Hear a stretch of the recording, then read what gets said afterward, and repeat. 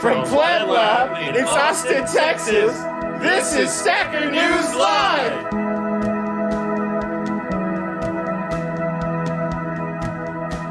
Hello, ladies and gentlemen. Welcome back to another exciting episode of Stacker.News Live. My name is Carl. I'm here with Keyan. Keyan, how's it going? Hello, it's going pretty good. Yeah, things are good. Things are good, maybe. I don't know. That's what people say. There was Bit Devs last night. Scoresby hosted it over at the and I don't think they call it Base 58 Base Camp. Maybe they do. Or Bitcoin Plus Base Camp is what I would call it if I were to guess what they call it. And that was pretty fun. Small crowd again. I think a lot of people are in Nairobi for the Bitcoin Plus conference there, and after going to the conference in Prague. So not a huge turnout, and I think most people in Austin still don't know that BitDevs continues on because we don't really have direct access to the mailing list of the original one. What else happened last week? Mostly just fixing bugs and stuff. How was your week? What have you been up to? It was a pretty depressing week this week, to be honest. There was somebody from Capital Factory passed away. That's right. Yeah, so it was just really depressing. It happened on Tuesday or Wednesday. I was kind of in shock on Wednesday. I didn't really know like what was going to happen. So that was interesting. And then, so yeah, that was probably the biggest news this week. Yeah, that's probably the biggest news. Joshua Barrett passed away. That was for people who wondering who that is. He was somebody where Plub Lab started its first lab out of in Capital Factory, right across the street. And then we actually did the first Stacker News Live, like the first, I want to say 30, 40 episodes, maybe less. No, probably about 20 episodes there. The first 20 episodes we shot them inside of Capital Factory. So yeah, it is just really sad to see him pass away this week. He passed away in a plane crash from somewhere in Laredo on his way to Austin. And then he was like one of 5 that didn't make it. The rest are in the hospital. So yeah, that was super shocking when everything hit and like everything was coming out around I think was it on Wednesday? I think it was Wednesday, wasn't it? That lines up, maybe Tuesday or Wednesday. It was Tuesday night and Wednesday.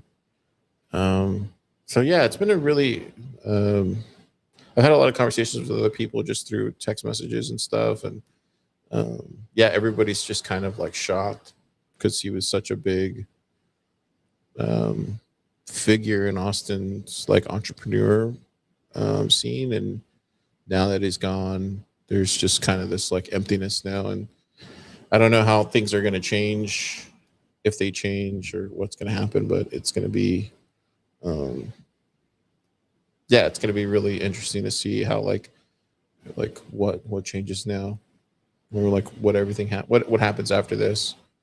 But yeah, amazing, incredible person. I only met him like a handful of times. I would talk to him via like DM and emails.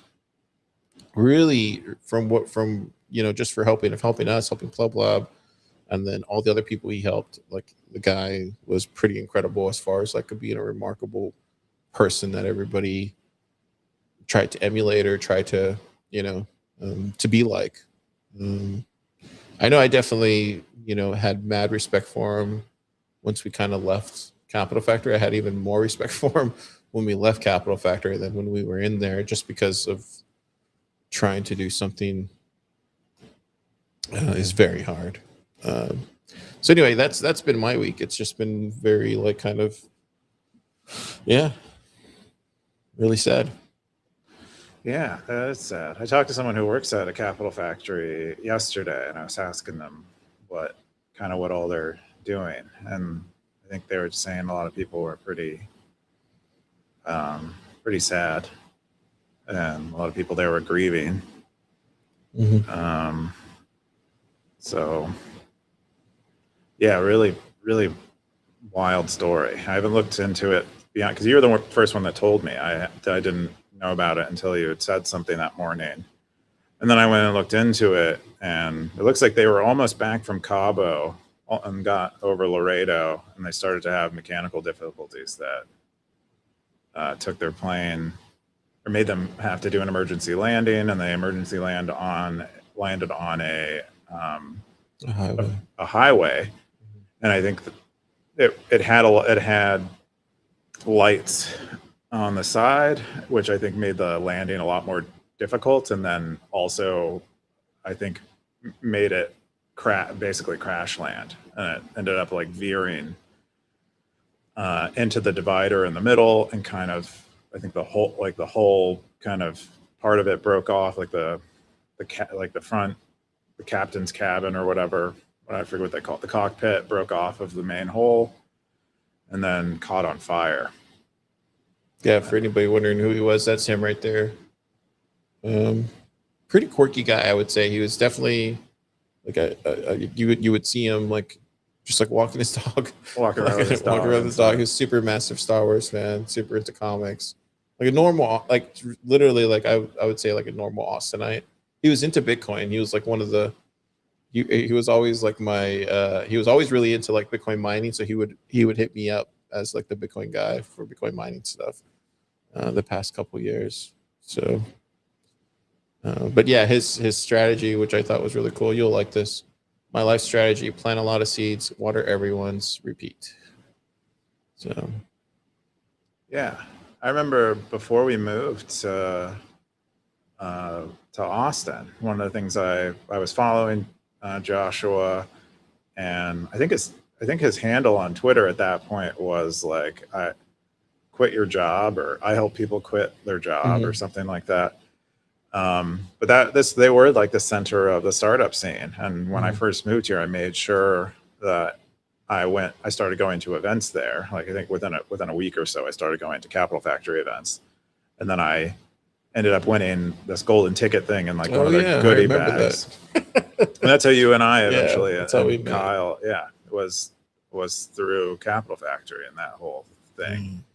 And it was a really neat spot. Yeah, so kind of a bummer way to start off the podcast, but I think it was pretty it was big news in Austin for sure. Yeah, it's crazy. I don't know what's going to happen next, but we'll see. We have a meetup over there now, but this happened after Monday, so I haven't gotten anything. But I would imagine like next week there'll be a lot of whatever changes that they make. With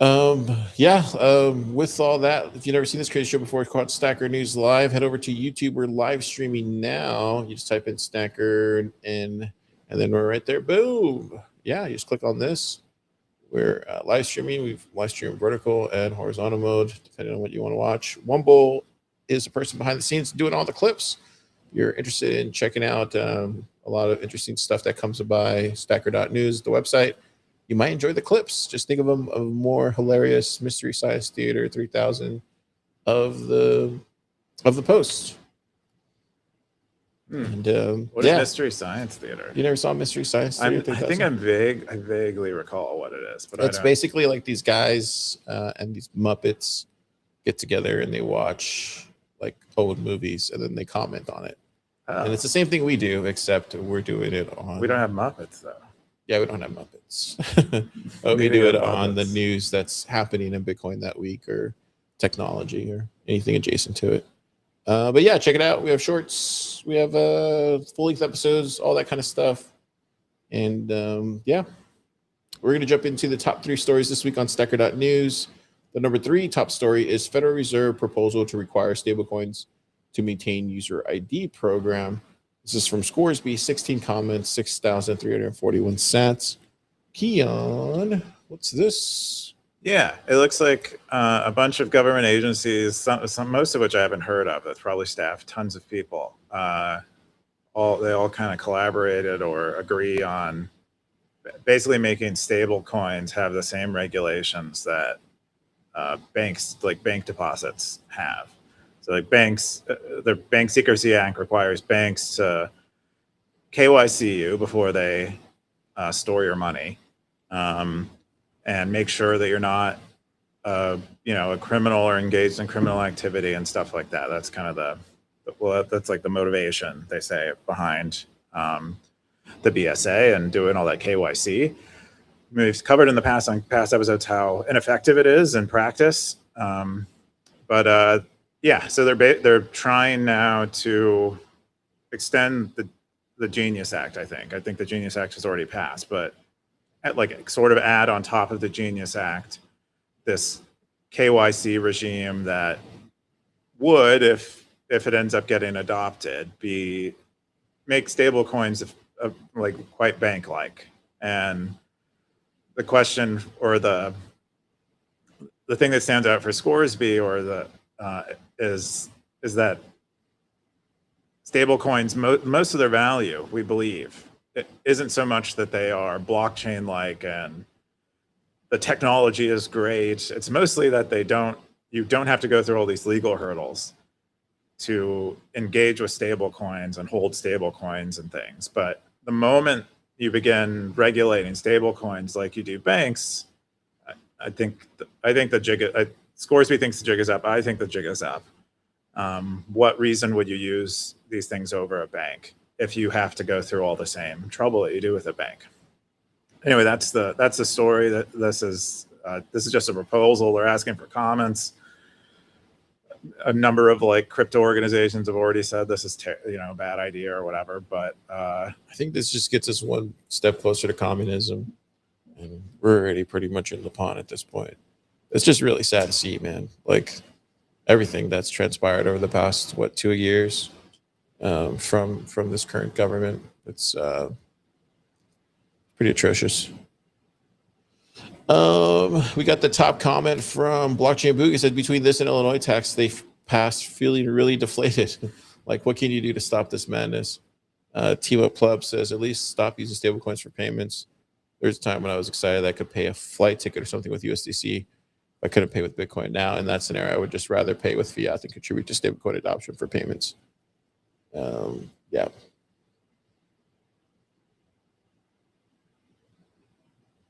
Yeah, and then everybody else is kind of chiming in, saying the same thing. You got any extra thoughts on this, Keyan? No extra ones, no. Yeah, I think for the most part, I think this has just been a long time coming for a really long time. I feel like this was always inevitable. I think by the time we get to next year, we're just going to see everybody full on stablecoined out. But I would say if Tether is as effective at, or has grown so big that they now have a significant say in what happens in government, that seems to always be the historical strategy. So they just grow really big and fast, have a lot of money, deploy it effectively to kind of influence regulations or fight any kind of charges that come against them, and win, and just keep moving forward. And so if they've done that here, have they done that here? I don't know if they have done. I mean, they have. Howard Lutnick is I don't know, one of the senior members of the government now, part of the president's cabinet, and is that the one that's getting sued by Swan? The one that's getting sued by Swan is I think he's isn't he the Treasury? No, he's not Treasury. He's Commerce or something. Or SEC. Something like that. He's one of those. I don't know these, but he is high up in the government, and so I would guess that Tether might save us. Is what you're saying?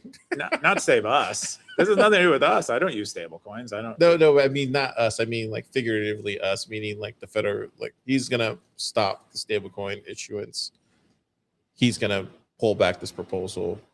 He's going to. I think it's in the interest of Tether to not have to KYC everyone holding Tether, and therefore, someone that has worked at Tether and is close with the Tether team or whatever, I think he would probably advise whoever he can advise to not make this law. So you think we already lost the war, we might as well not lose some of the smaller battles, meaning that since we're already using stable coins like Tether, let's just not move to a point where we're KYCing every wallet that has Tether enabled, but that can still use Tether, but without KYCing.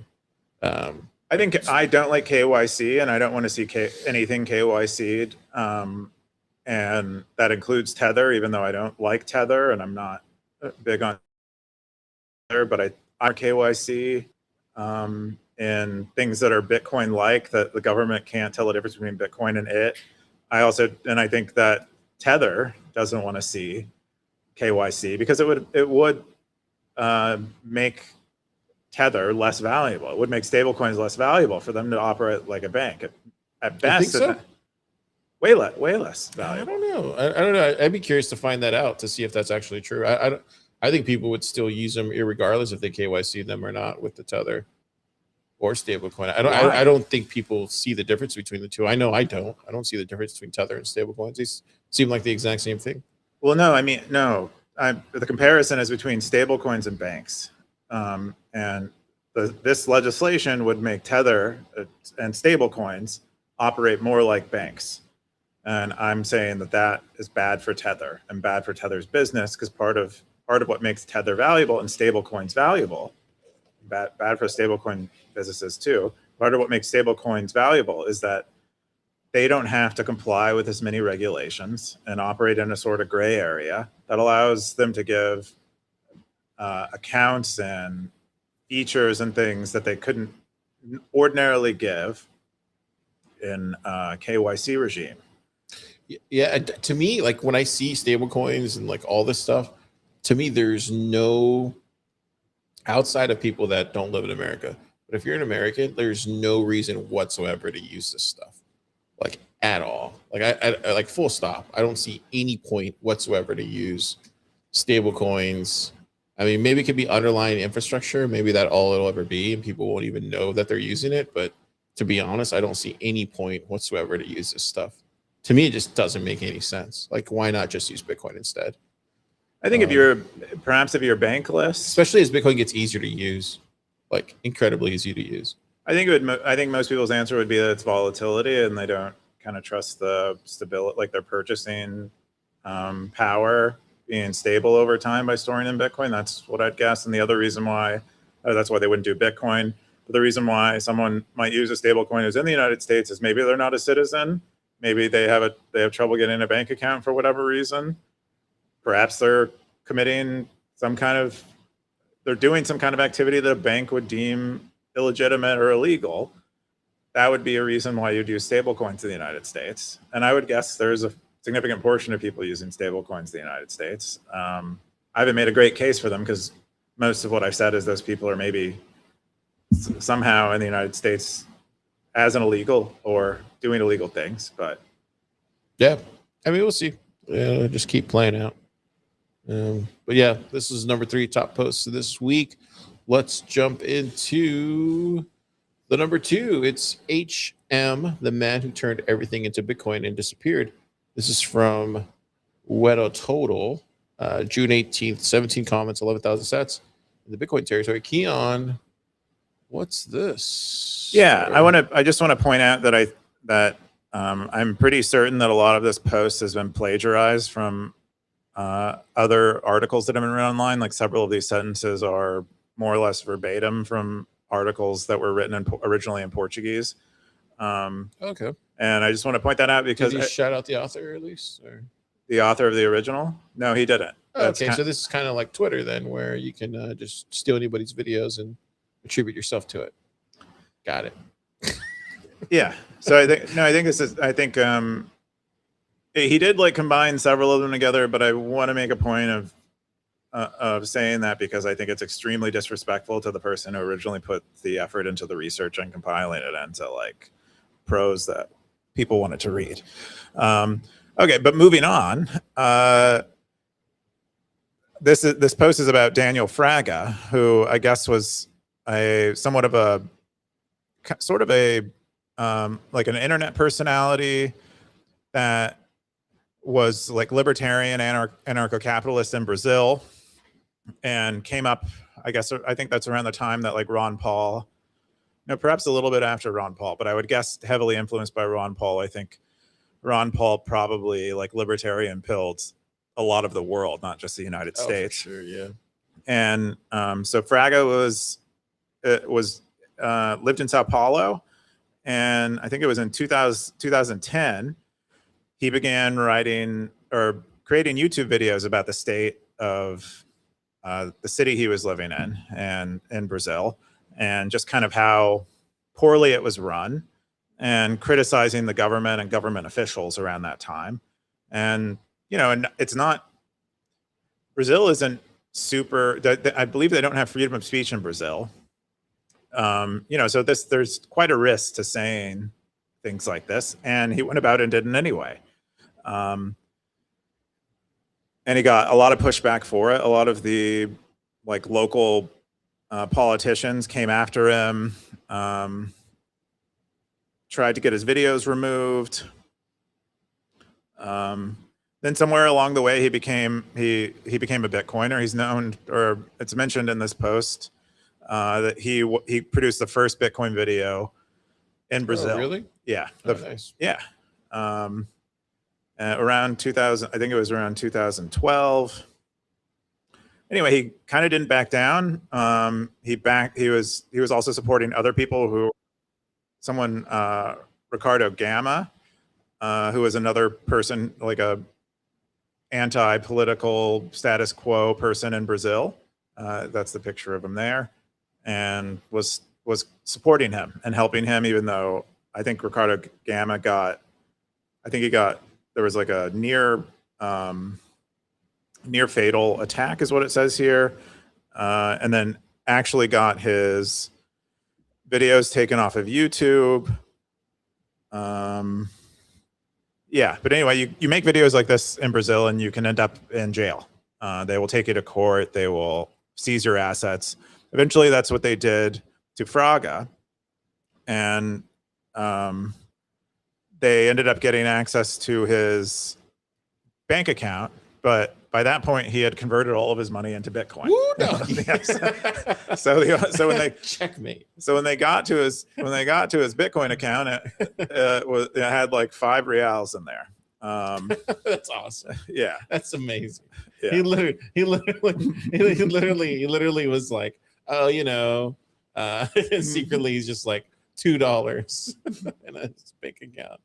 Oh, what a boss! I love it. Yeah.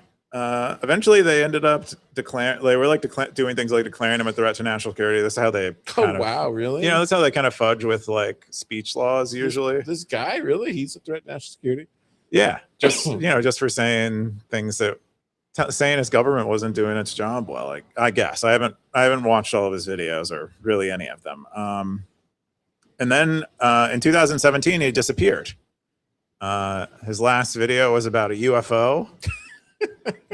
that he thought he had filmed, but he disappeared in 2017, and then in 2018, the federal government in Brazil they blocked his passport and his driver's license and stuff, so he was unable to use his Brazilian ID. I assume he was a Bcasher. He might have became a Bcasher. I hate to see it. In 2017, lines started getting blurry. Once he got into the UFO thing, my spidey sense came out. I was like, oh, I don't know about this. All right, keep going. So he might have been on the wrong side of the block size wars. Who knows, though? Maybe he came back. But no one really knows where he is today, is the way this concludes. I haven't done any research on it. Maybe there are better answers out there about Fraga and what. Did Scoresby find him or no? Did anybody find him? Find who? This guy. So after 2017, he basically disappeared. He went total silent, or do you think they just got him? Somebody got him. Yeah, it could be. It could be It could really be anything. It could have been assassinated. He could have like retired somewhere overseas. Just kind of moved silently somewhere else. Gosh, you hate to see it. The top comment was from you. You said, "Heads up, just plagiarizing something." And then Square said, "This is an excellent story. I have not heard of Fraga before this, but you did a great job making me see him as a hero. He sounds like Brazil's version of who's that guy? Purcell. Purcell. Yeah. The guy who drowned. Oh. You remember we covered that I story remember years that, ago? Yeah. Darth is a big fan. Darth is a big fan of this guy. What else do we have? Everybody said interesting. Yep. Great story. I've never heard of him. Thanks for the write up. Yeah. Pretty crazy, man. Those guys in Brazil don't play around, especially with his Bitcoin. That's my favorite part. Did they say how much he had, or they could only guess, right? Because he bought it at like $13, right? Or, yeah, I think that was what some of the his video. The time some of his first videos came out, it was that cheap, and he was a bit he seemed to really understand Bitcoin. Like he had people attacking him saying that Bitcoin is going to go to zero, and he's like, "Watch it, buddy." So he probably sold like at 10,000 or something like that, somewhere around there, 20,000. He might have cashed out. Hopefully, he didn't switch. Convert it all into Bcash, but he might just be like super retired. He might have come through Austin before. He might be, he might be a Bitcoiner among Bitcoiners. He could be inside of this office right now. He could. You could be Fraga. Fraga. He was So 2012 Bitcoin was worth approximately $13, and then today that seems like a joke. But yeah, it looks like that would have been when he got in. Yeah, and then he probably had enough like dividends from the big Bcash stuff. So I would think, I would think the Bcash thing helped him. Yeah, I hope he's okay. And the way because I don't know the way I'm thinking about it is that he just kind of retired and kind of vanished like a lot of Bitcoiners do, into obscurity because they're just wealthy and they just want to enjoy the rest of their life. Yeah, and then the UFO, maybe the UFO got him. You never know. The UFO could have got him too. Yeah, that was his last video. It didn't look like it was coming towards him in the video, but you never know. Oh, he said it was teleportation, cloaking, light effect. That looks just more like that just looks like somebody's headlight or something. Oh, I don't know. It could be like like one of those paper lanterns. Oh yeah, yeah. It's like lit up. It could be a drone. Although it's pretty early for a drone. Could be a tower too. Doesn't look like he's holding the camera very still either. Yeah, you never know. Could just be a firefly. A firefly's flicker. You've seen a firefly. Yeah, that's true. Or it could just be like a mosquito bug or something. Just with a good light. A mosquito with a good light. They have a good flashlight. That was an interesting story. Wow. I was wondering what this post was going to be about, but you explained it pretty well. Any other things that we should be looking out for? Is there a prize rewarded if we find them? Anything like that? I don't think so. Maybe if you're in Brazil, you can work with the government and hunt them down. And get money, but all right. So if you see him on the street, just do one of those Michael Caine at the end of Dark Knight things. He'd blend in really well. Like that. What's nice about a lot of Brazilians, just go cheers and then just go like that. Is they tend to be pretty ambiguous racially. Yeah, he doesn't look like he could look like anybody. He could fit right in. He basically almost looks like you. Like you could be Fraga, right? You just wear a yellow hat, get a beard, and you're Fraga, Keyan. Yeah. Right. Oh no, I mean not really, but yeah, I am also racially ambiguous. No, I'm saying like, look, you could be Fraga for Halloween if you wanted to. I couldn't though because you just go like this and wear a beige blue shirt. I don't think anyone would get that as a Halloween costume. It's a bad Halloween costume. You know what I mean? He's very unidentifiable. Yeah, he's very generic looking. So he'd do well pretty much anywhere, and so that's maybe why his disappearance has been effective. Yeah. We're gonna jump into the number one top story this week. Number one top story this week is the New York Knicks are 2025 26 NBA champions. All right, Boog. Just sticking it 37 comments, 22,000 comment or sats. Keyan, what is this crap about? Yeah, so Blockchain Boog is celebrating his favorite basketball team, the New York Knicks, that he has been following for a long time, but has always been disappointed by. They won the NBA Finals. That's a fluke, by the way. We can keep going. Let him have this. Carr thinks it's a fluke. I don't really know because this is like the first time I've ever watched the NBA Finals. I think because the Spurs were in it, and I'm actually disappointed that the Spurs didn't at least put up a better fight. So the Knicks won, and then Boog took the opportunity to write about all of his sport, like the sporting teams he's been supporting since he was a kid and has been disappointed in. Like he was a Buffalo Bills fan. Oh wow. Yeah, which is like that's like Western New York. Well, I enjoyed Buffalo those Bills. wins back then, though. Those were great wins when I was a kid.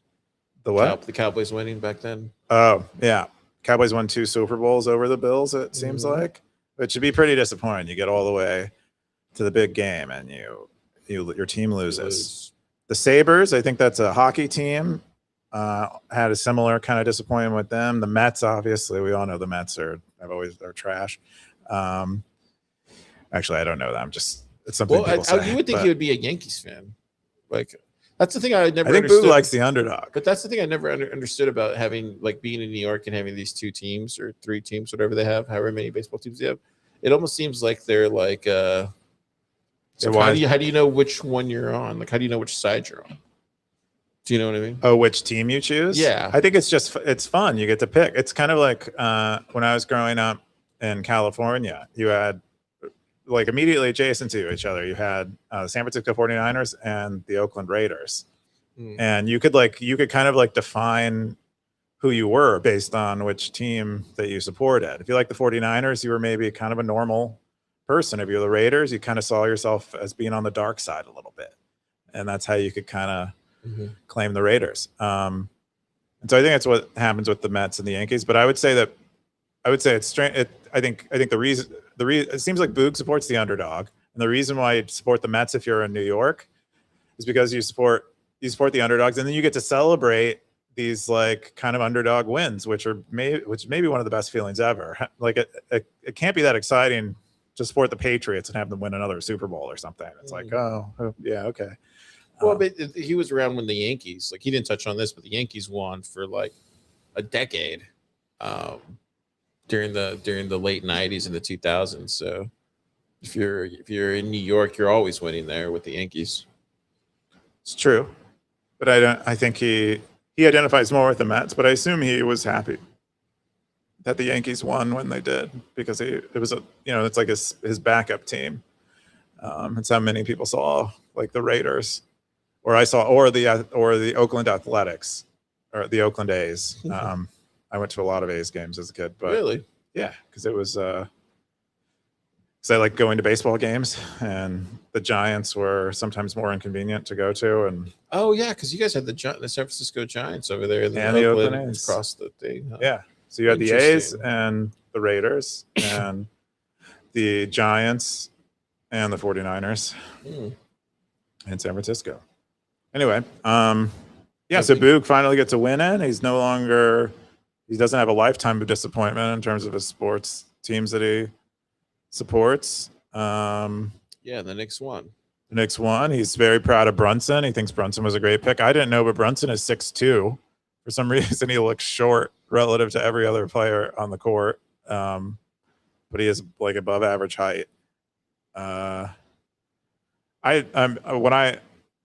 What stuck out to me, I was kind of disappointed in the Knicks because they seemed to always get Brunson the ball.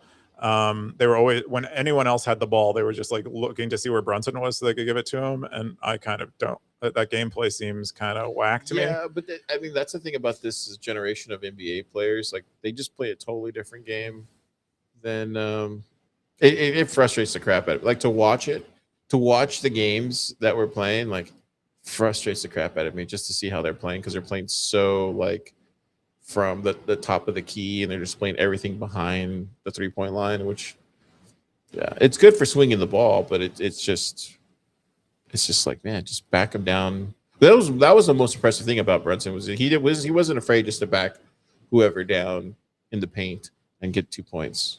So yeah, no, he seemed like a really great ball player. He seemed he's great. I think he's great. He seemed very driven. I noticed that his dad was the assistant coach of the Knicks.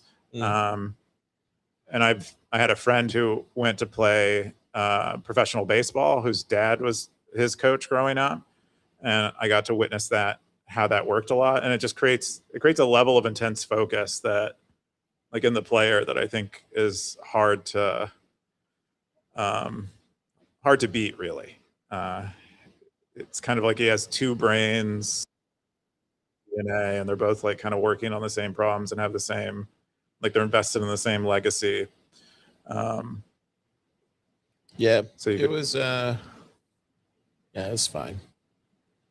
It was just super frustrating to watch this series because I believe I'm a Spurs fan. I believe like we just gave them the games. We gave them a lot of those games, and had we had a better coach, it'd be a different story. But I don't know. I wonder, and another thing I wonder, because I watched the Shannon Sharp interview a few months ago where he was talking about the women that he dates and has children with, and he says they have to be athletic. And what he's trying to do is create like future athletes with every woman he's with. Funny. And I wonder if Brunson's dad maybe did that. Oh, that's hilarious. Like with intention. I wonder if that really is a thing. I'd be curious. I don't know anybody that's a professional basketball player. He was, I mean, I think it was Shannon Sharp, but Shannon Sharp was super serious about it. He's like, yeah, I do not. He's like, I only have children to create like the next generation of super athlete.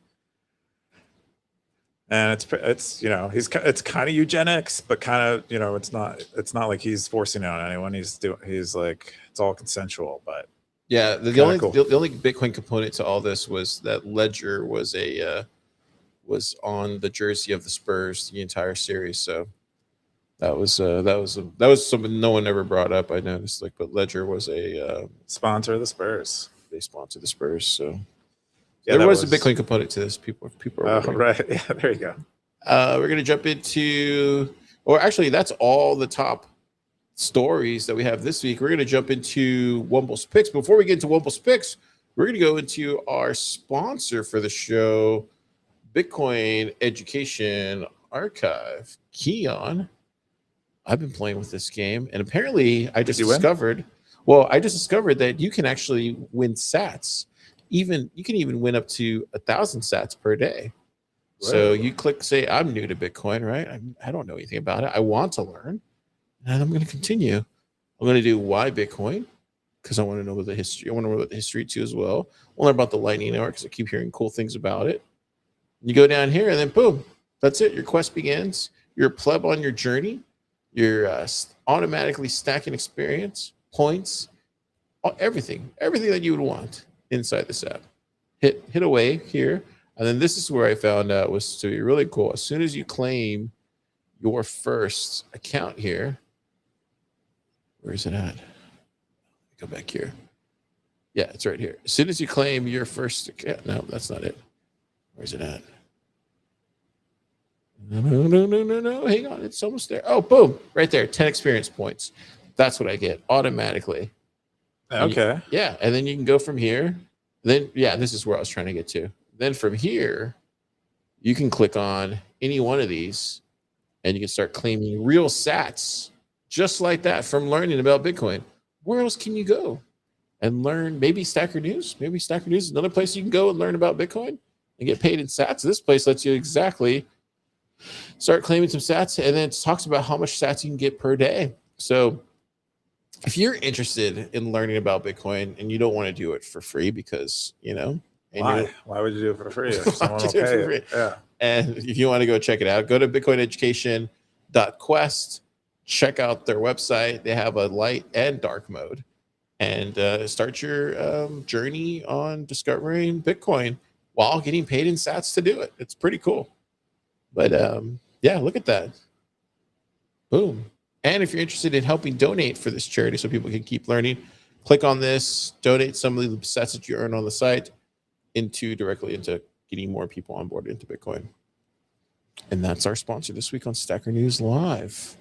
We're going to jump into Wumble's picks. Wumble's picks every week. Wumble comes with us with a spicy pick. This week he picked Illinois governor signs 0.2% crypto transaction tax amid industry opposition. This is from Scoresby. 10 comments, 1,056 sats. Keyan, what's this? Yeah, so Illinois is the state that houses Chicago. They passed this law. I think it goes into effect in 2027, early 2027. But it says that for any cryptocurrency or asset or whatever that you transfer or store or buy, you will get taxed 0.2% on it. And that's like every transfer incurs that fee. If you store it, I guess, for a year and it just sits there, it's kind of like a wealth tax on the money you're storing there. And then then the moment you buy it, there's also like this sales tax on it, I assume, in addition to some other taxes.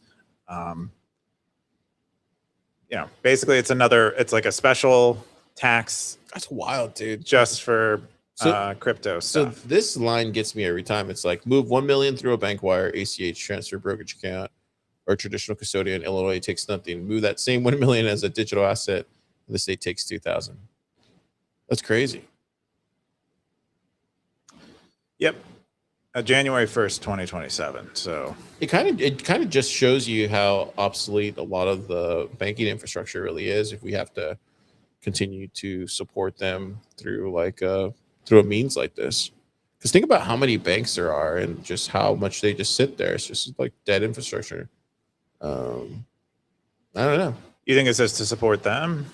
I mean, where else is this tax going to? I assume it's just going to go to the government, which is always operating at a loss, and they're just trying to get more money so they could spend it on more things that they want to. I just wonder, like, if you have all these banks that are just sitting there and they're only open from like 8 to 4. They're humongous banks. They're not like small banks. Like, I would imagine no one even goes to them these days.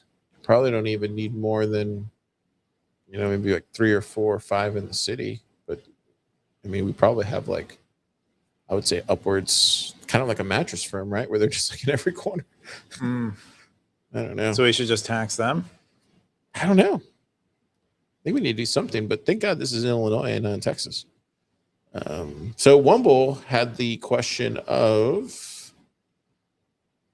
a 0.2% tax seems like they are trying to get their foot in the door without seeming unreasonable. Is this an example of legitimate slippery slope argument or a fallacy? Oh, what does he mean by that? I think he means that, are they just getting started? Is this just getting their, I think he said it explicitly, is this them just getting their foot in the door taxing digital assets? And they started small because they knew it was palatable and it would pass. If they did like a 1% or a 2% tax, they knew it wouldn't pass. But doing a 0.2% tax, it's not that much. You have to send $1 million to give them 2,000, and it seems like it's only really hurting maybe people with a lot of wealth in digital assets, and you can kind of pitch it that way. I don't know the arguments that were exactly made, but that's how I could imagine they argued it. And I would say, yeah, I do think it is. It probably is going to go that way. People are going to get desensitized to it there, especially if it happens in more states and it doesn't cause people to flee. I could see a lot of people just getting used to paying this additional tax. I mean, they might not even know that there was a period of time where they didn't have to pay that tax. And then over time, they raise that and raise it and raise it, and it never goes down, as all of these taxes do. It's like sales tax. I'm sure in most cities, it started out really low. You have and then I think you have municipal sales tax. You might even have state level sales tax in many cases. But that seems so. I don't know any occasion where that's gone down. It tends to go up. So I think it's reasonable to assume that'll happen with this if it doesn't get overturned. And why would it get overturned? Who's gonna be able to successfully do that? I think what likely happens, I think, is that people who are aware of this law and concerned about it, they move out of Chicago or they move out of Illinois. Like a lot of people, like the wealth tax in California caused a lot of people to move out of California recently. Yeah. Do you have a thought? I don't know. I think this is egregious for sure. I remember seeing this earlier in the week and thinking it was just like, yeah. So to me, this just seems wrong for a lot of reasons, but I'll kind of leave it there. I don't know how you fix this, but yeah, it just doesn't add up. Yeah. Cool. Wumble's picks. We'll tune in next week and we'll jump into more of Wumble's picks, the wonderful world of Wumble's picks. let's jump into the SpaceX stuff. So this week, with the big news was that SpaceX got a they released their IPO. I don't know if you saw this, Keyan. I did see it. While all that happened, I think their stock price went up. Like here, it's at the bottom. I think their stock price went up. Yeah, it went up from like $135 per share to more than $200 per share in pre-market trading on Tuesday. So they nearly added another 1 trillion, or roughly 16 cursors, from what TechCrunch is saying. So with all this, now they are moving forward with acquiring the startup Cursor, which is going to be around 60 billion in stock. I think they did the math here. I think if you look at where the price is now for SpaceX, it's only like around 200. Where is it at here? Is it 200 million shares? Forget how many shares it was. So I think they're worth over $2 trillion now. Yeah, or that's like their market cap. I don't know if they're actually worth that. There's I think a big multiple there. I think the most interesting thing out of all this, because there's been a lot of people hating on Elon Musk this week because of this, because of how fast the stock ran up, and then the fact that they are still losing money. And then there's people on the other side of it. It's like, well, you're buying into a stock that has tremendous amount of opportunity for growth. I think down here it said that SpaceX is going after a $22.7 trillion opportunity in regards to enterprise applications, and obviously AI compute with their like satellites, not their satellites, I guess their AI infra in space that they're going to be kind of doing here, hopefully soon. We'll see. But with all this, Keyan, I ask you, would you pay $60 billion for Cursor if you're Elon Musk? I mean, I think $60 billion to Elon is probably like millions of dollars to me. And I don't have millions of dollars, so I couldn't possibly do that. But I could imagine why this is advantageous to SpaceX. I think Cursor has somewhat of a data moat. They've been collecting a bunch of programmers' chat histories over the past few years, perhaps more than Claude Code and OpenAI. Maybe they're catching up now, but Cursor got a pretty big head start on them because they were kind of the interface that a lot of programmers were using earlier on, and they have a lot of expertise. They're going to really like high skilled team. I think that has been executing really well and has shown a lot of initiative, and I think they've delivered really interesting updates to their product over the years.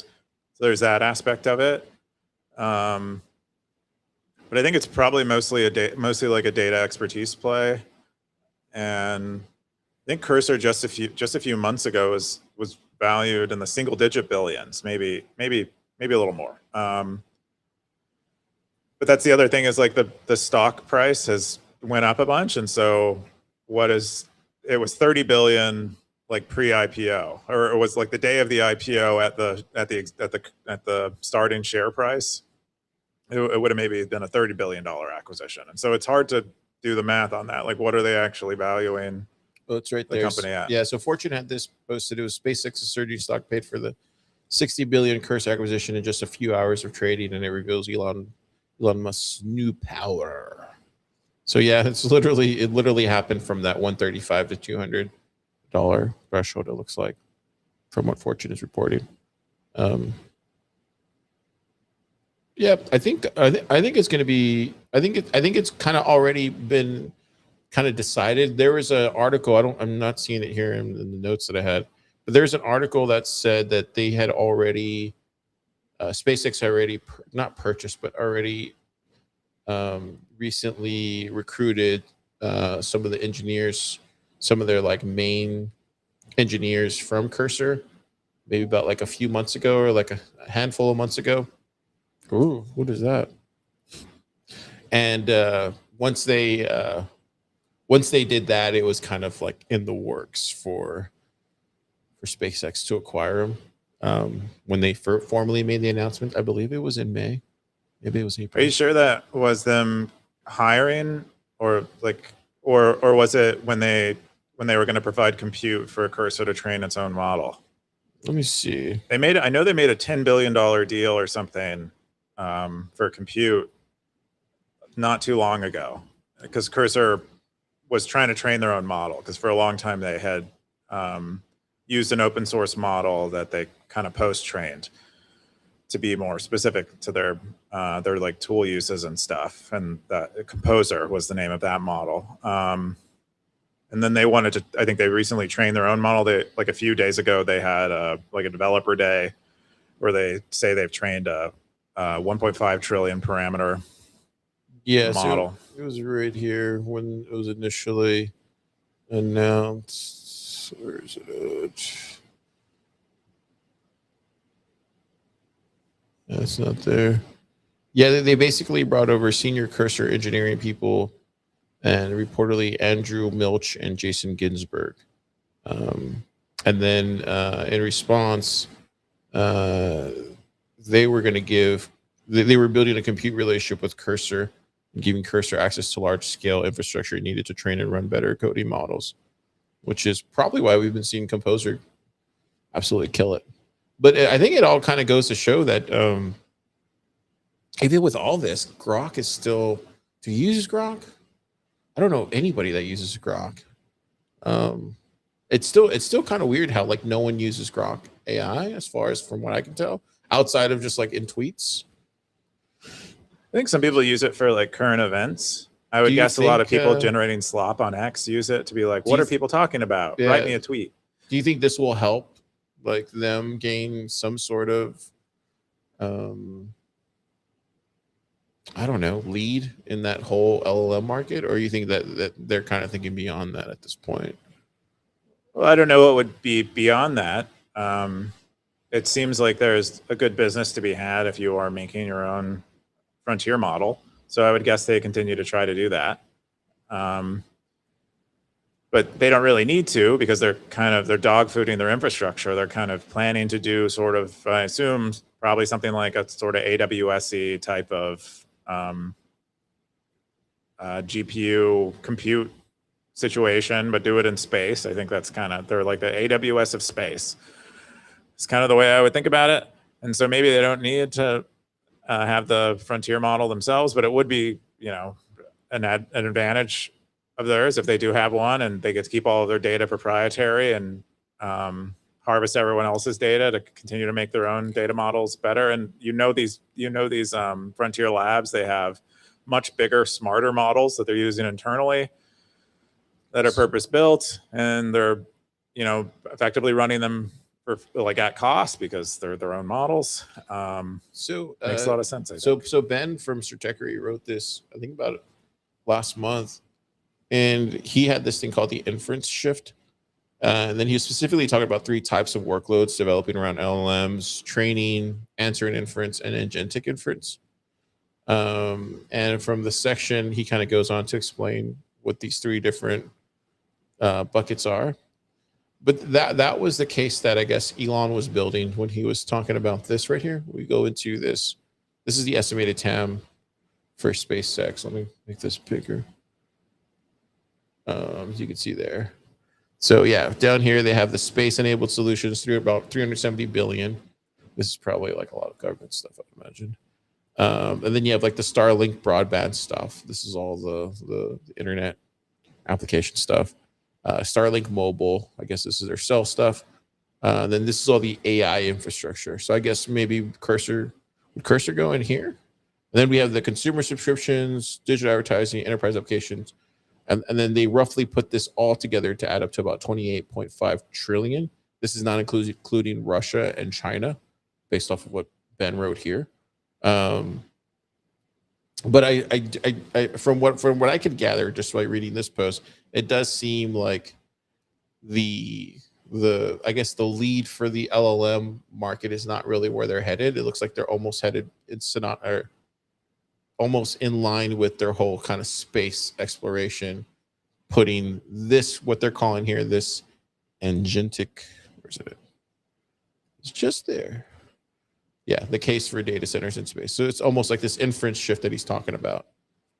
Training, answering inference, agentic inference, and talking about how all three of these, most of them, like the answer inference, that needs to be like, I need to be able to do that right then and there. But some of these other ones, they don't necessarily, you don't need to close the loop within like, 2 seconds or 3 seconds or 4 seconds. It can close the loop within 24 hours. Right. So I think that's the, I feel like that's all working together with Cursor, because Cursor, I feel like, does a really good job about that. I don't know. It is pretty cool being inside of the terminal down here and then being in a chat up here. So, yeah, I that the graph you showed of total addressable market. It's interesting that how small the bar chart is for space. Because I think the big motivate, or a great reason to do the like compute and space thing is so that it can finance lots and lots of space development, which I think is Elon's like top line goal.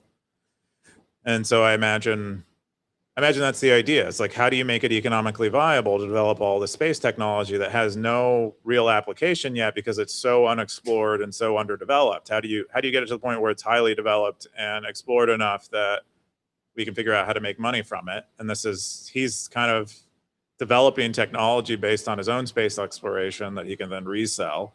And I imagine that just kind of continues. It's also too, you kind of have to give him the benefit of the doubt at this point, because he did that with electric cars, even though he was like at the point of bankruptcy almost all the time with Tesla.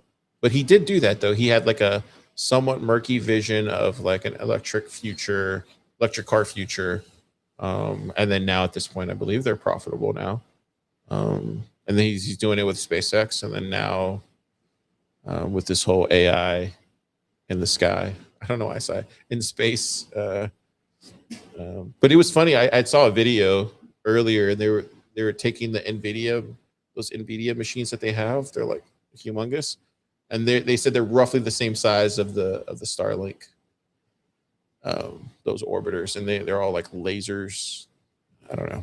It's above my head, but to me, it sounds really freaking cool, dude. It does sound cool. I think there hasn't been a lot of talk about the practical limitations of this, and I think it's been kind of like hand waved away.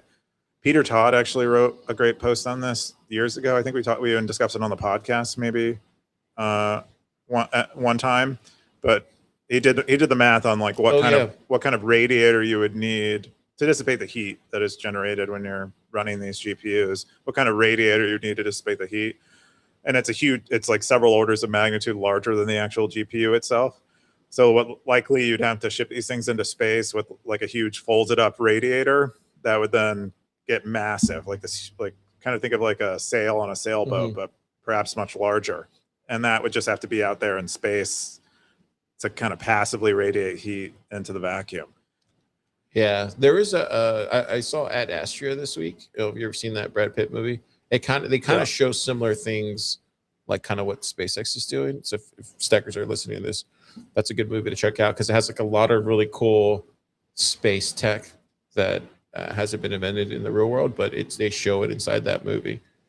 It's freaking awesome. The other thing I was quickly mention, it is worth noting that SpaceX also holds Bitcoin on its balance sheet. Something like 12,000, not a small amount. They owe like 12,000 Bitcoin. Yeah, they have a hedge, right? So that's pretty cool. Interesting. Cool stuff. That was the AI pick this week. We're going to jump into Keyan's post. Keyan. I had one AI pick. It might have been the last one there, if you want to go. Oh, yeah, we can do that. I think it might be the last one in that list. Yep. Yeah. This is, I don't think we talked about this last week because it happened on Saturday, but the US government directed Anthropic to shut down access to Fable 5. I think they were a little more specific, and they said that. Yeah, I think this happened after. Yeah, after our podcast on Friday. I was actually in the middle of talking to Fable 5 when this happened, and it's like, model currently unavailable. And I'm like, what? I almost had this problem solved. And then Scoresby posted this on Stacker.News, and I was like, oh no. So I guess what happened is that Amazon researchers were testing Fable 5 and thought that they were able to bypass its safety guards around like cybersecurity.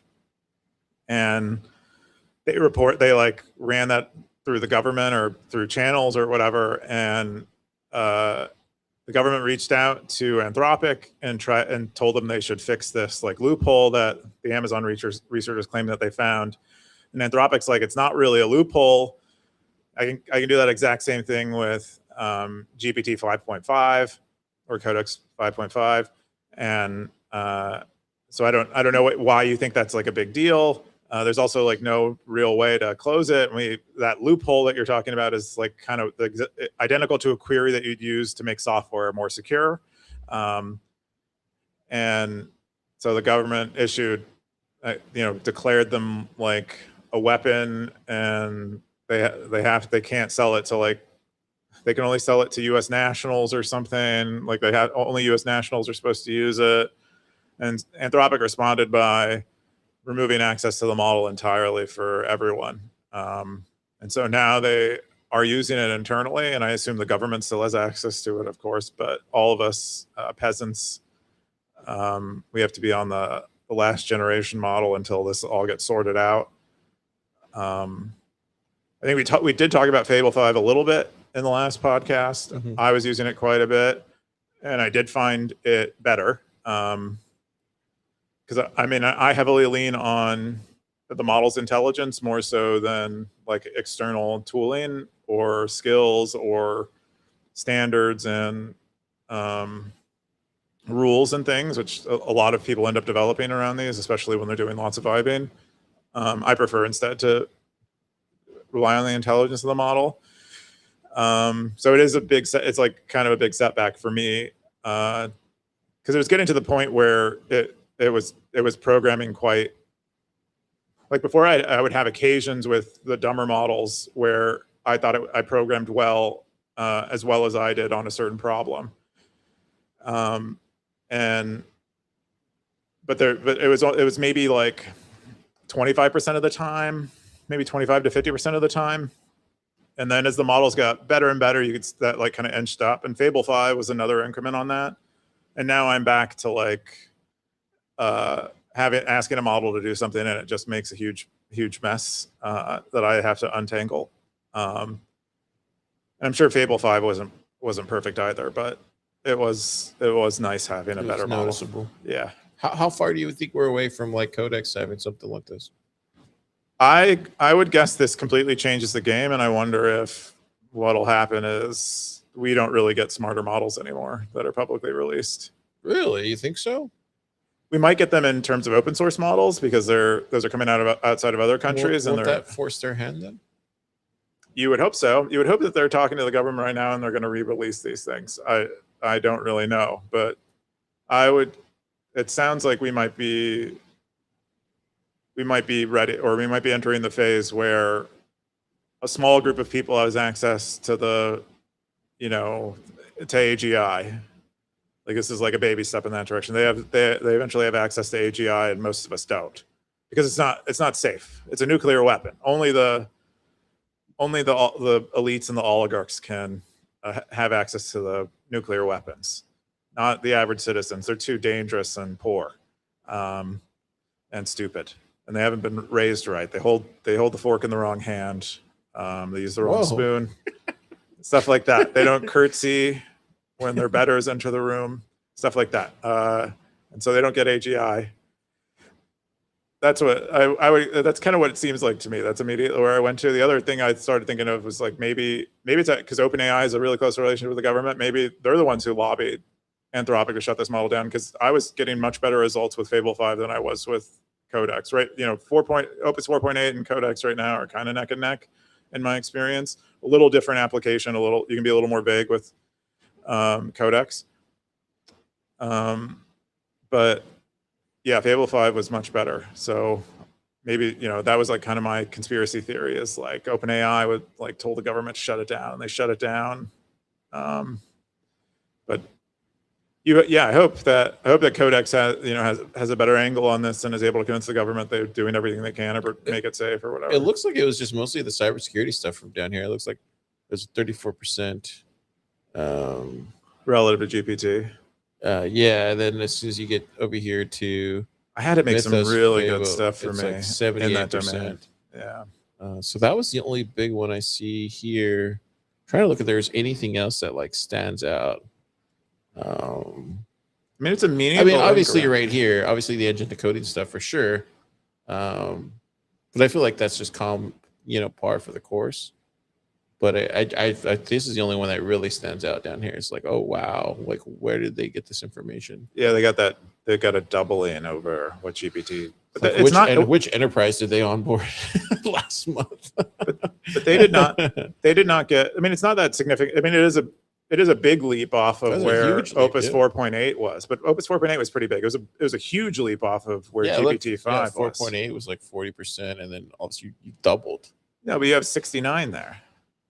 No, right? No, this is a preview key. Oh, that's Mythos. Yeah. Oh, I see. That's what I'm saying. They double their cybersecurity efforts here, and it almost makes me. Yeah, I wonder who were the companies that helped them behind the scenes to do that.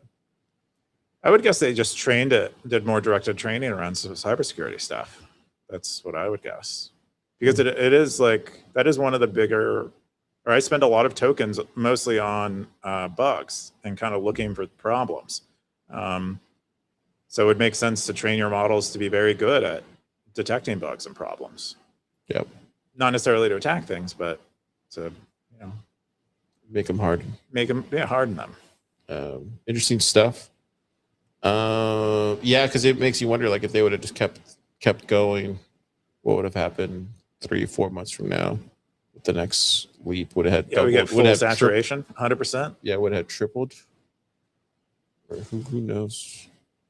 Interesting stuff. It's really interesting to see how, like, we don't even talk about Apple anymore, or Google. I mean, Google a little bit, but like all those, Microsoft too, like all those big companies no longer are the talk of the town anymore about where the exciting technology is coming from.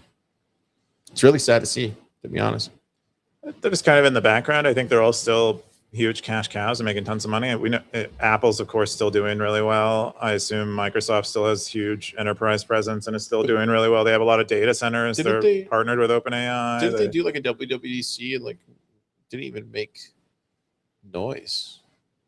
I think they just did kind of incremental things during WWDC. It's not as exciting as like the offspring of all the content on the internet is 10% smarter. That's kind of what an LLM provider announcement is like, and people's attention shifts because they get bored of hearing about the same thing. Just like with Bitcoin, they just realized I don't have my battery plugged in. Your what? My charger plugged in. With that, we need to jump into the rest of your posts. We'll try to go through them fast. No, it's fine. You said this one. Do you think it's good or bad for the stretch stuff? I guess Stretch, which is strategies like digital credit product, where it's supposed to be priced at like $100, and then they give you a monthly dividend. I think it's like 11% yield on it. It has been dumping recently, and it's causing people to wonder what happens next. Is this strategy going to sell Bitcoin? Why is it happening? What does it mean? And should it collapse? And then Scoresby asks here, is it good for Bitcoin if it collapses, good or bad? And a bunch of stackers chime in. But I don't follow this stuff very closely. Gray Ruby has a great comment in here where he says that there is a competing stock that offers a daily dividend at a higher yield that's more risky, but he thinks that a lot of people are rotating out of strategy and into this more risky, higher yields version of this digital credit concept.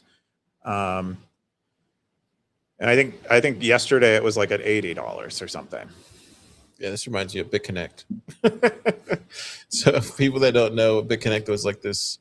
It was basically a Ponzi scheme. Was it a Ponzi scheme? I guess it was a Ponzi scheme. You would put Bitcoin into it.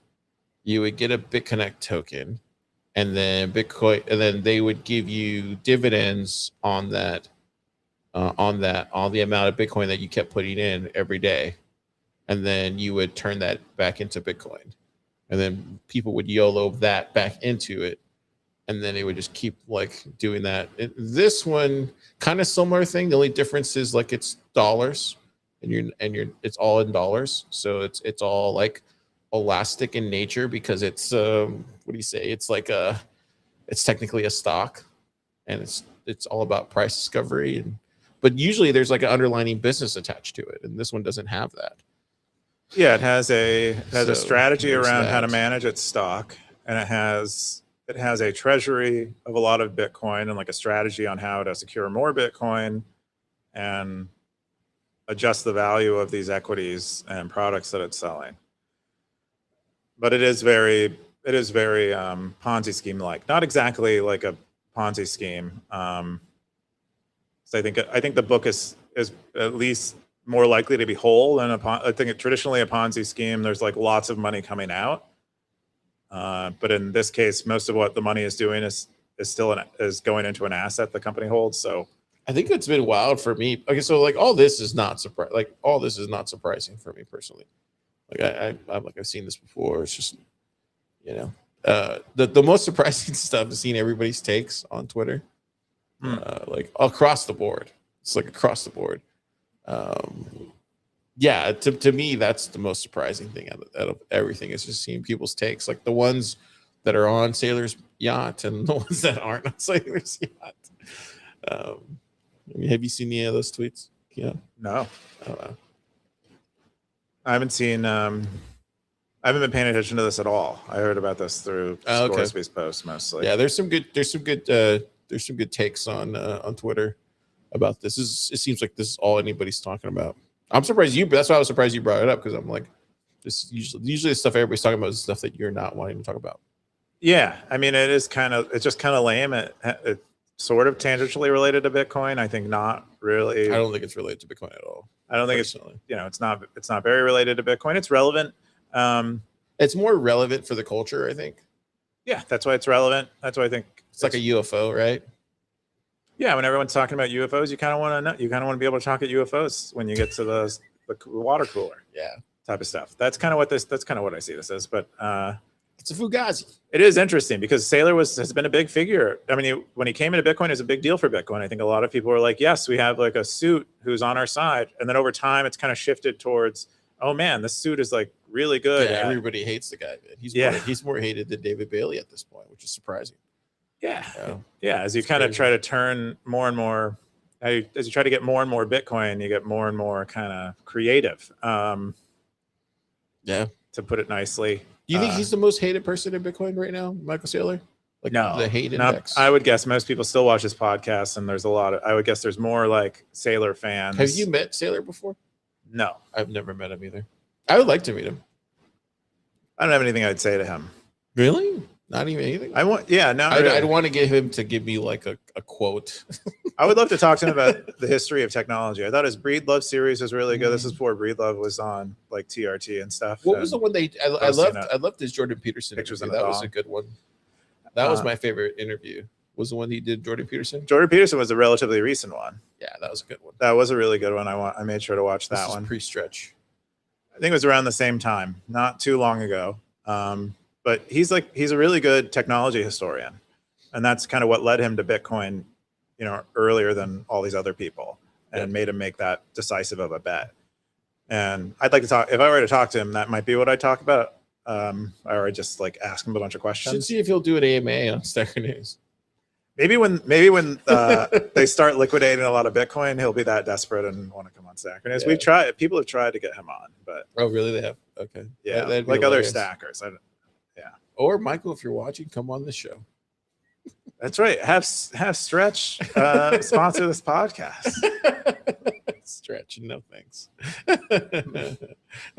That's funny. Let's go into what was the other one? Oh, this one right here. Square terminals now expose Bitcoin toggle to customers. What is this? So Square didn't release it. Square released this kind of recently, the ability for their merchants to accept Bitcoin easily, but it was like buried in their settings, and everyone was like, man, that sucks. And what they had to do was like convince customers to go to places and get the merchant to turn on the Bitcoin stuff. So it Mm. looks like they responded to that feedback by making it available for the customer to choose how they pay. Oh, just right there on the front. Yeah, that On the makes front. sense. Yeah. And so as a customer, you don't even have to tell the merchant, I don't think, that you paid in Bitcoin. They receive dollars and you pay in Bitcoin, and problem solved. I think Square probably wanted to get the merchants holding Bitcoin, or kind of thinking about holding Bitcoin, because that would be better for Bitcoin. But I would guess that they saw that They that wasn't don't really care. that Yeah. wasn't really happening that much, and Yeah. so they knew that the customers really wanted it, and gave customers what they wanted. And you could probably use one of those wands that they released a while ago. I know you're a big fan of those. You have a few in the mail. Actually, think it's a great idea, but Oh wanna yeah, create yeah. I something. can't wait for the Stacker.News one to come out. Oh, I was looking at bolo ties today. I was thinking about making Stacker.News bolo ties, Oh man, that's quirky. right? You should get orange ties for stretch. No thanks. I wouldn't wear a tie. I would wear a bolo tie. I would wear a Stacker.News bolo tie if it were nice. I found some silversmiths in Montana.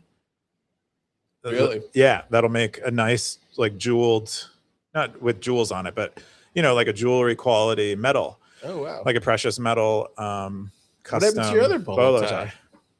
My other bolo tie, the one that I think The one that Nick Carter touched. the one that Nick Carter touched. I haven't. I think I lost it. I don't know. I hope to get it back, but You're gonna have to get Nick Carter to touch your next one. yeah. I mean, he'll always touch my bolo tie. That's cool. Anyway, yeah. Square Register. Yeah, so you can go to any Square register now. You have to find one, and you can. We have one right here, but we need an updated iPad to use it. Unfortunately, we need to buy a new iPad. Oh, I see. But outside of that, it looks cool. Looks cool. Looks cool. Let's jump into the next one that you had was where's this one? Yeah, has anyone paid in Bitcoin yet? Oh yeah, this is kind of related to the Square one. Undisciplined. Oh yeah, I remember this one. Yeah, Undisciplined went to I think a restaurant or a shop that they normally go to. I think it's a restaurant, and took the approach of paying with Bitcoin by being curious. I think is the way they described their approach, where they went to the person at the register and was like, "Has anyone paid with Bitcoin yet?" And they're like, I don't know how to do that. And he's like, I'd pay with Bitcoin, or I'd buy another thing if you allowed me to pay with Bitcoin. And can we see if it's there? And the person at the register went and looked for it in their settings. They couldn't find it. I guess they were on an older version of the software. So he ultimately failed, but he said he didn't feel awkward at all about it, and it seemed to go well. And so he's kind of inspired himself to try again at another Square merchant should he come across one. And yeah, pretty neat. We're getting more and more of these stories of people since the Square release, more and more people spending Bitcoin in person, which is awesome. Because I went back and forth with Undisciplined on this one. I think it was this one, wasn't it? Yeah. Went back and forth with him on this one. I think the biggest thing is just talking to the owner. I think is the easiest way to do it, because it just cuts all yeah, it's just far easier just to talk to the owner, especially if they're like if you can get in, if you already know them or they somewhat know you, just find out when they're going to be in, and then go talk to them, because it's a far easier convince. Yeah. Usually the employees or even the manager doesn't have much say over what the point of sale system is doing. Yeah, and then knowing the business owner, if they're a really good business owner, they'll want to keep you. So if you told them this is what you want, to pay you more, pay you, in whichever way, they'll definitely hear you out and want that for you, especially if they, these days where there's just not that many customers anymore, I would imagine. And I would guess that business owners are disproportionately conservative or like libertarian leaning, given how much crap that they put up with having to run a business. Mm-hmm. And I would guess they'd be more susceptible to a Bitcoin pitch than nearly anyone else. Yeah, as a demographic. So cool. I'm really looking forward to these stories. We're thinking of doing next month. We're thinking of doing a another contest around spending Bitcoin in person. I like stories about spending Bitcoin in person, because we really like these. The final one you had was Bitcoin Bay Foundation, Discovering Tampa Bay's Bitcoin Community. This is from Siggy. You've been out here, huh? Wait, we'll tell the Stackers what. Oh this yeah, is so about. Yep. Siggy is down in Tampa Bay, enjoying his. I guess they're looking to spend the cold months of New York that would otherwise be in New York down in Florida, and they were in Tampa Bay. And while they were there, Siggy checked, I think, on the Orange Club app for local Bitcoin stuff that was going on, and he saw that there was a Bitcoin meetup going on at what are they called? Bitcoin Bay. Mm-hmm. And he tells a story of him showing up there and kind of what that was like. I was at first I was like kind of shocked, or that because he said was he got into the building, and then he went into the room and it was packed and just like edge to edge, and I was like, oh no, are they doing Bitcoin right? And we failed somehow here in Austin. Totally. And it turns out he was in the wrong room. He was like in a Shark Tank, like a local Shark Tank type of event. And then he eventually found where they got like the room got moved or shifted at the last minute. And he eventually found the right room where the Bitcoiners were. And it was like 6 people. And yeah, I think one of them was Benny Hoddle, who comes through Austin quite a bit. I met him years ago when I was first starting Stacker.News. Benny? Yeah. Benny's a good one. He mentions they have these great, like authentic jerseys, like authentically stitched jerseys that they've made for Bitcoin Bay. He mentions those, and I guess they don't have them for sale anymore. But he told me that there's a local guy there that made them for them. But we do know, both Car and I do know Benny Hoddle. And we encounter him pretty frequently. But they have a good set of Bitcoiners out there. Yeah, a really good set of Bitcoiners. He said that they went through the first half of the meetup. They went through like Lightning payment protocols, like NWC, LNbits, and a few others. And whoever, I think the speaker there was a principal engineer at Sonoda. And they kind of went through the trade-offs between them all and kind of they used them all. And so he said he really liked that part of the presentation. And then he said the rest of the talk was mostly focused on AI, which he was not expecting. It was kind of disappointing not to have more Bitcoin stuff, but yeah, I feel like Wesley's the one that runs the Bitcoin Bay Foundation. That's the one that I personally know more. And that's him right there Wesley. On the right. Yeah. And they're just a good group. There's a good community over there in Tampa. I went over there last year to speak, and it was awesome. Like the city's really clean. There's a lot of great Bitcoiners. The weather's amazing. It's near the water. I mean, there's really no reason why you wouldn't move to Tampa to like live in a Bitcoin like area. That's pretty awesome. It's really nice. And then they're actually doing the soiree, which is actually coming up here. If you go here to events, they do a lot of things, but they're going to be doing their soiree. I believe it's in. Oh, they don't have it scheduled yet. Where is it at? I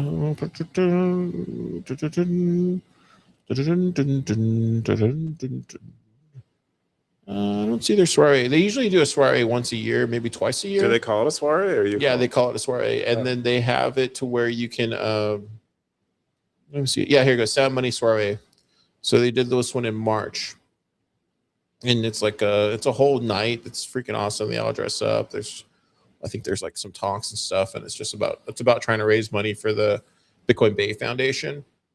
Because they're the ones that do all the events. They're the ones that do like all the local community outreach and stuff like that. Yeah, that's them right there. But yeah, you should definitely get involved. And if you have some extra sats, definitely send it their way. They're a bunch of really good guys, good Bitcoiners. But yeah. Anyway, yeah, that was a good story. I get to travel. I like when Siggy travels and reports on stuff because I love how they did this. Look, they have it here where you can do the LLM here. Oh, you can enter an LLM? Yeah, because I was talking to Wesley like a week ago. He was telling me that he was like coding and stuff. So it's kind of cool. They even have it where you can do that now. That's awesome. What else? I think that's all you have, right? Yeah, those are all my stories. Yeah, so there's a good group there, and there's another good group here in Guadalajara. So this came out for Bitcoin News. A good friend Rob was able to get it out there for us. So we announced Hackalahara about a week ago. And we're going to be doing that as well as Startup Day in Guadalajara, which is another really great place for Bitcoiners. They have a nice little community over there too, that they're building up. So we're going to do a 1-day hackathon, and then we're going to present stuff on Startup Day. But the goal is to do some really cool Bitcoin and Lightning stuff. Keep it old school. So Throwback. Which is funny because everybody's doing AI stuff now or something else. And when you say we're just going to do a Bitcoin Lightning hackathon, everybody's like, what? Those still exist? They do. But yeah, Hackalahara 2.0, Super Testnet's going to be doing a virtual workshop. We have Justin Shocknet will also be doing a virtual workshop too as well. And yeah, we're going to have some really cool people. There's going to be a nice little party there on Friday. Highly recommend everybody, if they want to come hang out with us plebs and some hackers, come out there. Should Practice be a their good time. Spanish. Practice your Have Spanish. some great tacos. Last year at Startup Day, somebody met the love of their life. So we'll see if this happens again this year. Wow, you're cute. You're basically Mexican Cupid. That's what they say about you. Pretty much. That's what I hear. No, just Here on the streets. Yeah, but you can actually, if you click here, Hackalahara 2.0, you can sign up, you can apply, and then we also need sponsors. So if you want to sponsor the hackathon, if you're interested in doing it, then just click this, say what you want to do. We'll like Justin did the category for Shocknet, so 500,000 sats right there. So pretty good stuff. Nice prize. Okay, with that, We talked about that at BitDevs yesterday. Oh, nice. Yeah, Scorsese brought it up. It was on the list. With that, let's jump into. I think that's everything. Did you have any meta this week? I forgot to ask you earlier. No, I think we covered the release last week. We did a release, but it was mostly bug fixes. So Okay, no point in talking about it. all right. We're gonna jump into, I guess, top Cowboys, and we'll go into the comments. Let's go into the Cowboys segment. Partner. Dude, I was watching saw Toy Story, the new Toy Story yesterday. There's a new Toy Story? Yeah. And dude, they do so much cowboy stuff I never realized. You should look into it. I feel like you get some ideas from the cowboy stuff. Yeah, I mean they're doing caricatures of cowboys, literally. Yeah. So Like Woody is. what are we on? Toy Story 6? Toy Story 5. Okay, Toy Story. Is it good? It's good. It's really good. Yeah. Wow. All right. I've been watching Pixar movies since Yeah. the one That's where really they're good. like inside the guy's brain or whatever. You know the one I'm Inside talking- Out. Yeah, Inside Out, I think. Man. I never saw that. I love that one. That one was Yeah, I usually won't watch any Pixar movies unless they're like the not animated ones, and then They have ones that aren't animated? yeah, like the Lion King. Oh no, you're right. Yeah, I guess those are Disney movies. Those are Disney's. Yeah. Anyways. And whenever I watch one, I'm always like, wow, the storytelling was fantastic. And I feel so good and like positive. But for some reason, whenever they get released, I'm like, I don't know if I want to feel, I guess I'm saying to myself, I don't know if I want to feel good and positive Yeah. or what when they come out. But when I do watch them, they're great. Yeah, let's jump into the top Cowboys. This is Coop, number 2. We don't know who number 1 is, but we kind of know. Who Hidden it is. Stacker. Carr thinks he knows. He thinks he. Number 6. That's We don't an know who idea. that is either. A lot Could of these be people, anyone. a lot of these people unleashed. Could be Carr's alt. What? Yeah. That is true. We'll never know. They got all these, and then we have Billy the Kid, number 11, GSC 360, Satwise. Yeah, Machiavelli.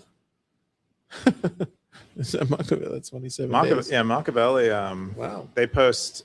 They're like a stone worker, and they Oh, they cool. post a lot of pictures of them doing like countertops and other kinds of stonework in people's homes and like prepping it. But that's Oh, kind is of, this what this is? The construction engineering territory? yeah. See, this is Oh, him wow. like prepping a countertop to be installed. I mean, it's really cool. So he just posts this every day? Yeah, pretty much every day. I mean, he'll skip some days sometimes, but he's like, I don't know. I learned about countertop stuff. Does he ever talk about it or no? Yeah, I mean, he'll usually describe a little bit of what he's doing. One of the weeks, I think he said it was like a really strange material. Oh, it was ceramic. Oh, that looks really nice. too. Ceramic countertops are now a thing. What is the acetone for? Probably to clean it. Oh, like any kind of adhesive, because they usually put like adhesive under it. So does he just do the countertops, or does he do everything? Like all this I think other it's stuff too? mostly stonework. So countertops, banisters. I think one time he did like the thing that goes over the fireplace. Yeah, he really is, dude. He's doing it like every day. Yeah, that's his proof of work. That's every day. crazy. Look at Stacking this. some sats. Look at that. Isn't that wild? Yeah, they're pretty. I mean, he does a great job too. I've seen bad work before, and his stuff looks good. Let's see. What's the highest post one? The highest sort, post you can one sort by sats up there at the top. by sats. Okay.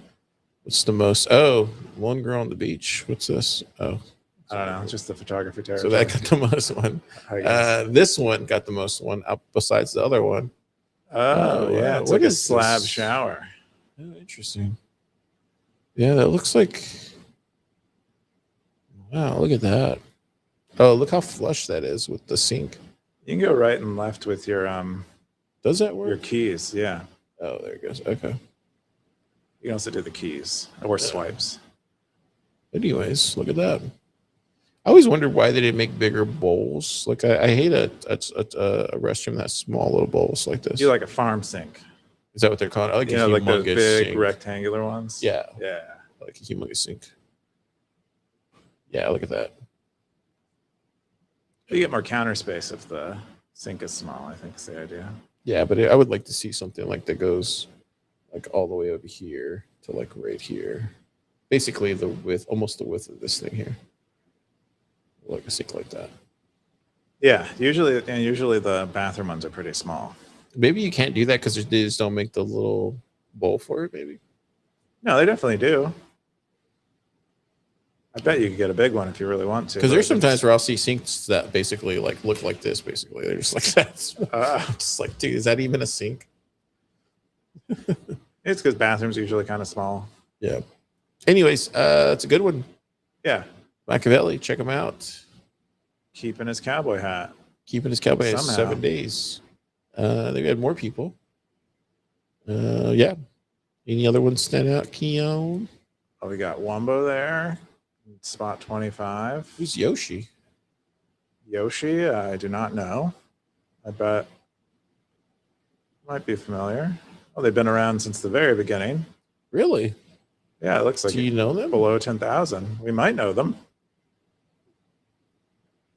Not at the top of my head, I don't know them. I bet they took a big break at some point. Yeah, it looks like they were mostly posting in 2023. Oh yeah, look, 22. Yeah. Interesting. Then they came back. Looks like they come back. Looks like they only come for bear markets. It looks like. Well, yeah, you can have fun while you're while the price is up, I guess. Something like that. Yep. And then we have number Buddy Spurs. Buddy Super. 33 is number 88. He's the last one. All right. This guy. There you go. Oh, what is that? Namasaya Butaratu Supa Saiyan. Something. Is I don't that know. like Vietnamese or? I don't know. Looks like he's posted a few times this week. Oh, he's a new stacker. Okay. Yeah, it looks like he likes AI. Hopefully we can get him on. or he just doesn't know the Yeah, he doesn't know the norms. norms yet. Yeah, and it seems like English is not This could be him just like super, First just language. finding out about Bitcoin in general. Bitcoin for the first time. Yeah. I remember I used to make really dumb posts when I first started. But gotta find your way. What is this in Indonesian ancient coins? Oh, I guess okay. He's Indonesian, Okay, and that's looks like a real gold coin from there. look at that. It's like a lizard or something. Anyways, that's all the top cowboys this week on Stacker.News. Stacker.News. Let's jump into where's the other one? It's right here. Oh yeah, let's jump into the comments. We got a lot of comments to cover. These are mostly, let's go with this one first. So this one says, let's see here. Mars is going to take decades before they go. They'll first learn everything they can on the moon before making the attempt. What do you think about that, Keyan? I would guess that's the approach to take, is to go to the moon first. You kind of want to do these incremental steps. And the step from the moon to Mars is huge. So doing as much as you can on the moon first is probably the way to go. So I guess that's right. Yeah, in that movie Ad Astra, they build moon bases, and there's like space raiders on the moon base where they like try to kill you for resources. And then in that, there's a funny like thing where Brad Pitt said, he goes, in the end, we found out that we were just what did he say? He's like, about the humans. He was like, in the end, we found out humans are just incredible. What did he say? Resource eaters or something like that. Planet eaters is what he said. Oh, Yeah, it's pretty wild. all right. Yeah. Kind of talking trash on human beings. Well, that's what he said. But yeah, they did the moon base, and then they did a Mars station. But all the stations they built in Mars were underground. And then the next one they were trying to attempt was like Neptune, way out there at the end of the solar system. Oh, I wonder what's on Neptune that's worth getting. I don't know. That's fun. It's fun to think about going to space. And then yet Vake said J55 should stay in his lane. Dang, go Fake always schooling us on driving. Yeah, pretty much. Let's jump into the fountain comments. Blockchain Book said Zap. Undisciplined says, good for you, boys, getting a sponsor for your little podcast thing. Oh wow. Is that geez, how patronizing is that? I don't know. Come on. I feel like, do they have sponsors on their podcast? I mean, who would sponsor that? I'm just kidding. Jeez, well, wow. I thought we were talking trash. Was that too bad? I'm just kidding. I felt like we were helping out our friend who is doing the Bitcoin archive quest, and he was willing to be our first sponsor. That's what I felt. So, no, I think we're helping each other out. I think that's the whole idea of sponsorship. Yeah, for sure. Blockchain Boo said double zap. Oh wow, yeah, double zap. Nice, thanks, Boo. Then the other one was this one here? Oh yeah, he said great breakdown of Wumble's picks. Tell Ted we need his analysis in the Stacker Stocks territory. Which one was this one? That was, I would guess that's the one that we did on will AI stocks blow up? And remember Ted came in, he did like a big research report on it. Dude, Ted knows a lot about that stuff. Did you hear his take this week on the stretch stuff? They were talking about it on Tuesday. He had a really interesting take on the stretch stuff. I don't think so. I don't think I actually heard it. Yeah. I think, but he did post on Stacker.News over the weekend about quantum biology. And so if you want to egg Ted on to post in the Stacker Stocks territory, go find that quantum biology post and ask him to post it now. So he actually made like a dashboard and stuff for the AI analysis thing that he did. Maybe I can ask if I can share it. Blood Poet just sent over the zine. The zine. Let me see if I can click this here. Let me see here. Oh, there it goes. The zine this week. Enter the weird world. Enter the weird internet world of SN. There you go. Oh, that's creepy. So it's like what is going on there? I think it's the inverse. So go in here. He's got a worm for a brain. The hand is in there. Oh, I see. That's crazy. It's like connected to some kind of machine. Looks like it's like connected directly into the machine. Oh, and it's kind of like reflective. It's very fractal. Notice she's been very fractal in her designs lately. Well, she is bringing new life into this world, which is kind of fractal if you think about it. Look, and it's not plugged in. Interesting design. Check it out. It's Stacker.News zine out this week. It just came out an hour ago. You can get it. 62. How much does it cost for the sats? 3,000 sats, shipping included. 3,000, only 3,000 sats. 3,000 sats. We're like, it's like the Costco hot dogs of zines. Price never goes down. Wow. I don't know if that's a seller or not. It's a good selling point. People love Costco hot dog. They come, lots of people love it. It's like $1. I think it's like $1.50. Then you get a drink and a hot dog. Dude, I saw some meetups. They were at the Costco lounge. You seen those? No, I've never seen a meetup. So like people are doing like Costco. They're doing like their meetups at Costco lounges. Like all it requires, the RSVP is your Costco membership. That's pretty great. That's a great idea. So because you can't get in unless you have a Costco membership. Yeah, but It's actually a good buffer for like people that are serious. And then he pays for the first round of dogs. That's how that works. There you go. See, it unlocks a bunch of opportunity, brings people together, have fixed prices. I don't know how we got to that. And then we have the summer subscription down here. If you want to get a summer subscription to the zine, it's down there. There you go. Hey, number 62 out now. I think the last one, I think there is one more comment. Yeah, here it goes right here. Yeah, so Gray Ruby zapped us, and then this says, I hope someone commercializes a Bitcoin water heater before my fiat one dies. Can confirm that is coming. well, based on scores we post, it is. Yeah, it seems like people are chipping away at it over time. No, there's a company. I can't say who it is, but there's a company that is actively doing that right now. If we wait long enough, building that Bitcoin water heater. I'm looking forward to that. If we wait long enough, Elon Musk might make us all water heaters in space. And but how would he? It's Elon Musk, dude. What do you mean water? Of course, heaters in space? he can do anything he wants. You know, he heats the water in space, and then he rains it down on you somehow. Dude, the other cool thing about the other cool thing about the Ad Astra thing is they had a let's see if I can find it was like a big old skyscraper thing. Let's see if I can find that. It was wild. Oh, it was a tether. It was like let's see if I can find it. I think that's what I saw. But it's like a space elevator. Bridge or something. Space elevator, I think is what it's called. Where you have a big like a big cable, a very large, strong cable that is connected to a satellite that is in synchronous orbit. Yeah, it's this one here. So basically, yeah, it's basically like these. So they go like bigger. Yeah, so you have like you can climb that cable up into the sky here. Yeah, isn't that incredible? Do you think that'll ever get built? Absolutely. See that maybe that's what the AI thing should be, but probably not. Yeah, there goes. I would assume that'll be part of like when we begin colonizing further. I assume we'll be doing stuff like that. We'll have a bunch of space elevators. Dude.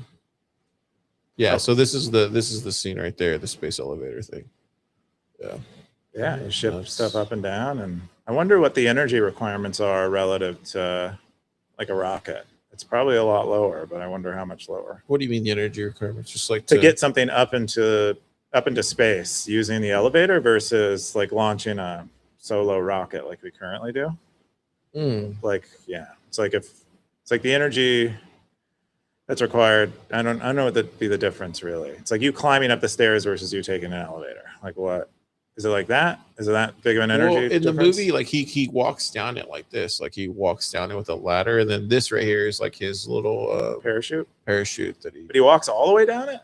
You can, and then there's an elevator in there that he goes to, but I'd be surprised if there's like a ladder all the way from the surface. I think I remember seeing something that somebody was going to build one of these. This has been a sci-fi concept for probably over 100 years. Yeah. I guess because the Earth's so big, like it wouldn't be that big of a like it looks like it would take up a lot of room up there, but in reality, it's like it would be the size of a convenience store, maybe, right? So it's not really that. It could be really big, and we wouldn't even. It would look tiny from Earth, because by the time you get that far up, like out of the atmosphere, like the sphere that is that the elevator would be in is so huge, and the surface area is so huge relative to Earth. Yeah, the only thing I would worry about is like any sorts of like asteroids come flying through it, or like I don't know, an airplane hits it, stuff like that. That's where I'd be concerned. But if you do it in like a remote area where planes don't fly through, put one in Austin, dude, right in the middle, right out of the top of the Owl building. It'd be funny. I'll Alex Honnold that thing and all the way up to space. Alex Honnold that thing. That's hilarious. Oh man, that'd be awesome. All right. That's all we got. That's all we got for this week on Stacker News Live. Keyan, what are you doing this weekend? I don't know what I'm doing this weekend. The Spurs are not playing any games, and I'm thinking about writing a post on the history of zapping. Really? Yeah. I did some research for it like a week ago, but the writing part is the hard part. So I might do that. I don't really have any plans otherwise. How about you? What are you up to? I'm going to go find this place here. We were talking about it earlier. You're going to find a Chicago deep dish. Go find a Chicago deep dish. I want to eat a deep dish pizza. I think this is the deepest we got in Austin, though. I think that I did research on this a while ago. I think there's deeper. In Austin? Yep. No, that looks pretty deep, though. Look at that. It's called deep pan pizza. It's not deep dish. Yeah, you want deep dish. You want it to be literally. I wonder if there is a deep dish pizza place in Austin. I'm That's sure there is, that's right? definitely not a deep dish. I mean, maybe if they do They'd show it if they actually had one. maybe if they do the 2% tax or whatever in Chicago or Illinois, they should just give it to the people that make. I wonder if Scoresby knows that this place exists. He's a big Conan fan. Yeah, I want to grab some food and check it out. That's what I'm going to do this weekend. Keyan, Zap.